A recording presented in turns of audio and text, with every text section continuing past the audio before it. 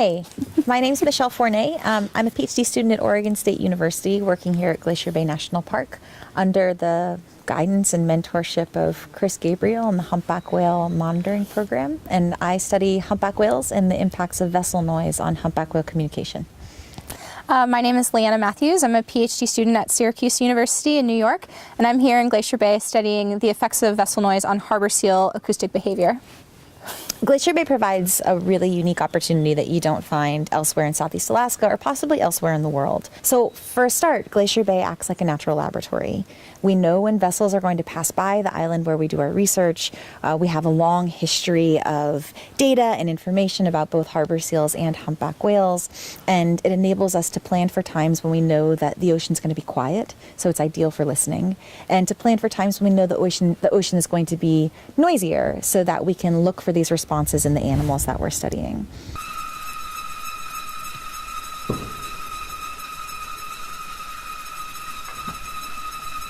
And part of our job as bioacousticians is to assess what an untrammeled acoustic soundscape actually sounds like. And for that reason, we put hydrophones in the ocean, and 24 hours a day, 5.5 months out of the year, we're listening. We don't know a whole lot about humpback whale vocalizations, particularly on foraging grounds. We know that humpback whales sing these very highly stereotyped songs, and they change from year to year. But for non-song vocalizations or social sounds, like some of the calls that they produce here in Glacier Bay, that doesn't seem to be the case. So one of the questions we're trying to answer is, what's the context for using these calls? And there's one call in particular that there's some evidence is a contact call.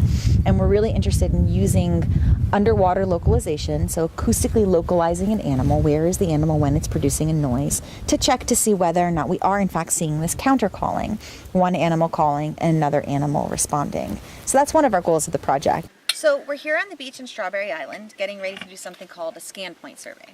We do scans with this instrument, a theodolite, where we mark every whale that we see in our survey area. Our survey area is just everything in visual range. But the purpose of introducing you to this theodolite isn't just to say, as a scientist, we use fancy equipment. It's to let you know that as a scientist, fancy equipment is helping me to do something very simple, trigonometry.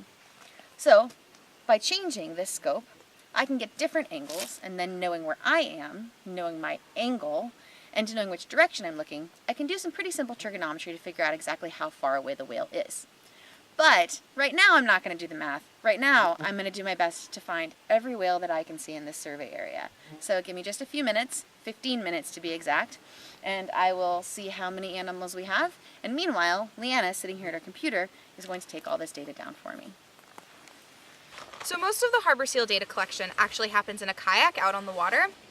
There are two people who sit in the kayak, and we paddle all around this area near Strawberry Island, and we make recordings of harbor seals.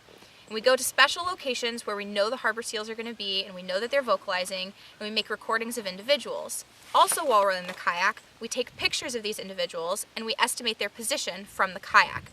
We really want to know where that harbor seal is, and there's a few different pieces of information that we need in order to understand where that harbor seal is. So the first thing we do is mark down what our position is in the kayak. We also mark which direction we're facing. Are we facing north? Are we facing south? Are we facing east? Or are we facing west? And then we look at where the harbor seal is. Is that harbor seal directly in front of us? Is it to my right? Is it behind me? Is it to my left? All of those pieces of information are really important. And then the last thing that we do is estimate how far away that seal is.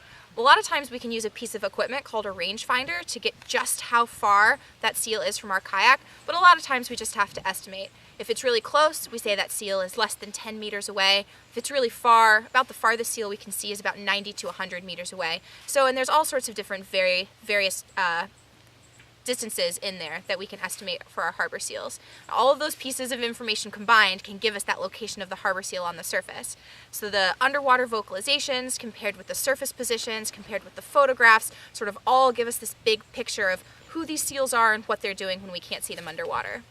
But we have a great team. It takes a lot of people to make a field season like this happen and make a project like this happen. Not just the people who are on the island collecting the data. There's a lot of people behind the scenes. Science is a team effort for sure. Absolutely. Absolutely. We couldn't do this not just without each other, but also without the park to help us, and without the universities to support us, and without you guys, without people who are interested in what we do. Because if nobody cares, then we don't get to do the science. We always need more scientists. Yeah, we need more scientists.